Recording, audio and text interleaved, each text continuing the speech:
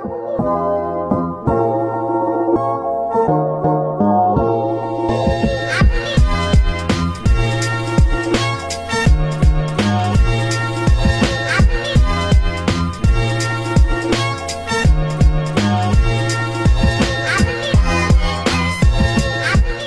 this week's episode, we're going to be talking about the 3 federal charter flights scheduled for Ukrainian immigrants, Canada naming its first Chief of Accessibility Officer, ExpressEntry Draw number 222, immigration backlog in Canada, as well as Childcare in Canada.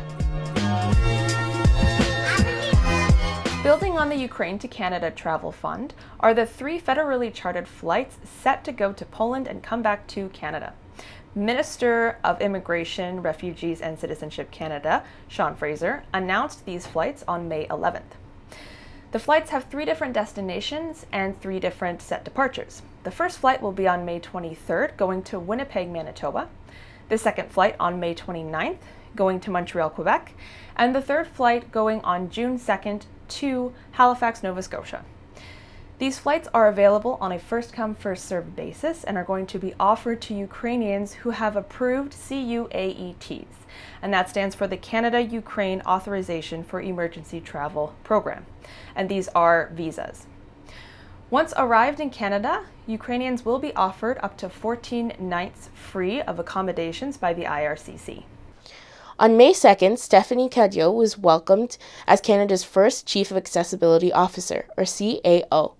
Her appointment to office shows the Government of Canada's implementing the Accessible Canada Act and reinforcing its commitment to advancing accessibility in the country.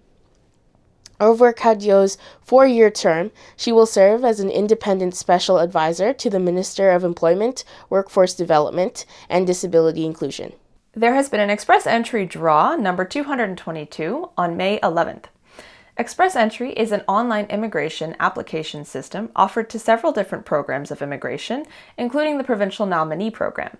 Currently, they are only sending out invites to people in the Provincial Nominee Program, but this is set to change very soon, so keep your eyes open. 545 candidates were sent invitations, with the lowest scoring candidate having a points total of 753. In the past on this show, we have discussed the massive backlog of immigrants waiting to get into Canada. Today, we're going to take a look at the immigration backlog head-on, what caused it, and look at the government's plans for moving forward.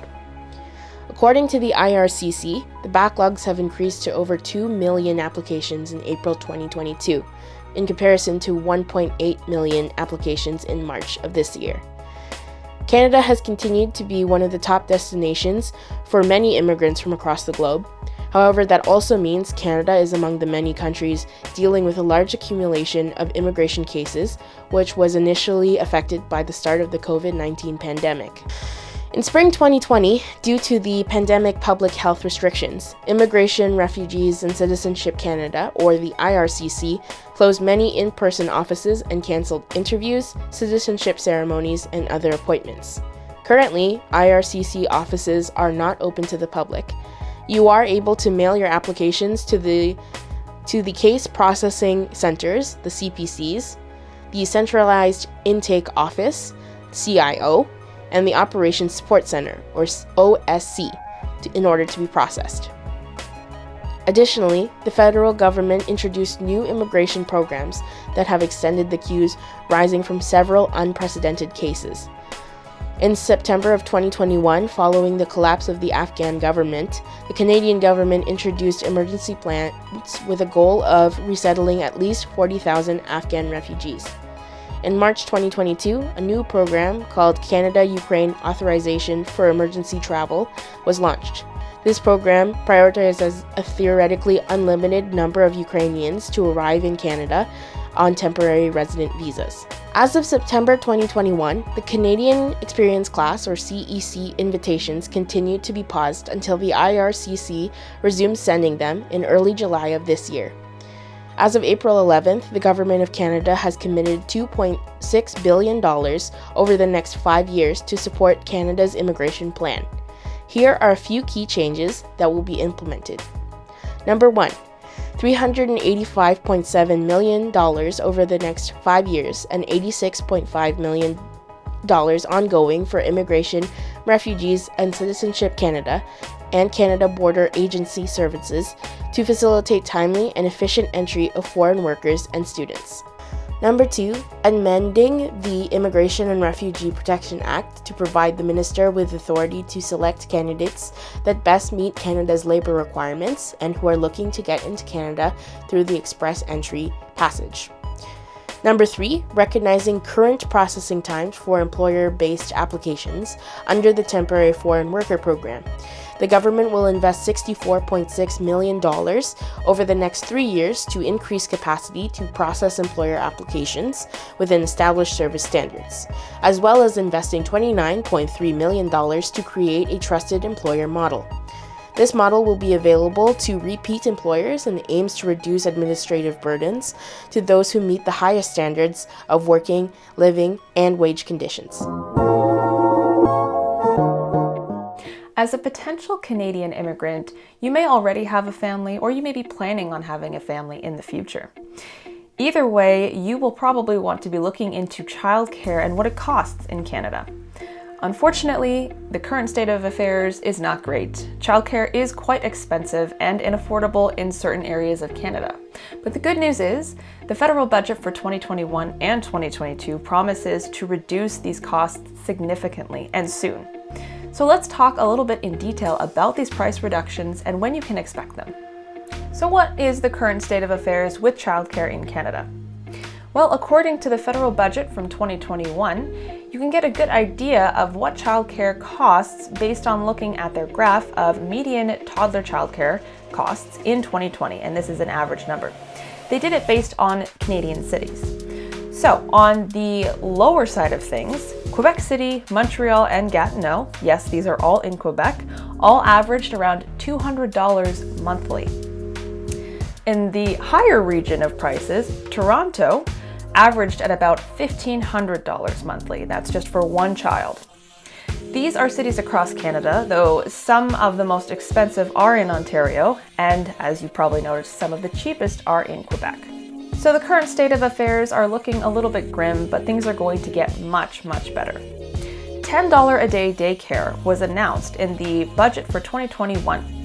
This is basically a federal, provincial, and territorial partnership to build affordable, quality public childcare, just like we have quality public healthcare and public school systems in Canada. Goals include to bring childcare across Canada down to a $10 a day average by the next 5 years, and that would be 2026. Also to bring childcare across Canada down by 50% in average fees by the end of 2022, so you can expect that change very soon. Targets apply everywhere except for Quebec, who already has a very well-established system that is working very well for them, which is why you saw the cost of childcare for toddlers in 2020 was so low in Quebec compared to everywhere else in Canada. Starting in 2025 to 2026, a minimum of $9.2 billion will be invested per year to reach a 50-50 cost share with provinces in the future. So we've discussed the federal budget of 2021, but federal budget 2022 has already been released, and in it are details of how the provinces are doing with this price reduction. There have already been significant changes made. For example, Alberta, Saskatchewan, and the Northwest Territories have already reduced their fees by 50%. Now this is well ahead of schedule because this was supposed to be done by the end of 2022. Quebec and the Yukon have already achieved $10 a day childcare, and all other provinces will be implementing reductions before December of 2022, with the exception of New Brunswick and Nunavut. British Columbia was the first province to sign on to this plan, and they have made a deal that has 30,000 new spaces going to be created in BC over a 5-year period, with fees for regulated spaces cut by half by December of 2022. On the other side of things, Ontario was the last jurisdiction to sign on to a federal plan. The deal they struck was a $10.2 billion deal with the federal government, which will cut childcare costs by 50% by the end of 2022. Parents of children aged 5 and under in licensed childcare will start getting rebates in May, and this is retroactive to April 1st, for a fee reduction of up to 25%. When coming to Canada, there is a lot to plan for, and that very well may include childcare. Keep up to date with what's going on with childcare costs and look forward to a much more affordable childcare cost very soon. So that was a really interesting segment you did, Sarah. Do you personally have any connections with the childcare system in Canada? Yeah, I have some experience. My son is 18 months old, and I returned to work when he was about a year old. And I was lucky enough to be dealing with Saskatchewan prices. So we live in Moose Jaw, Saskatchewan. There's a lot of affordable options out there. But we are relocating to Toronto in about 6 months, and the prices are so different and so high. It's just completely unaffordable, even for us. And we're a two income household, and for people who are just one sole income, I don't know how they do it. So I'm really happy for myself and for other Canadians that the prices will be so heavily reduced. Yeah, that is definitely good news for parents. That's all for today. Thanks for joining us this week. Be sure to click the bell icon and subscribe to the MyConsultant.ca channel. For more information on the content we covered, be sure to visit MyConsultant.ca, where you can speak to a registered immigration and citizenship consultant. My name is Adrienne Quijano. And I'm Sarah Ostapchuk. And we'll see you next week. Bye. Bye, everyone.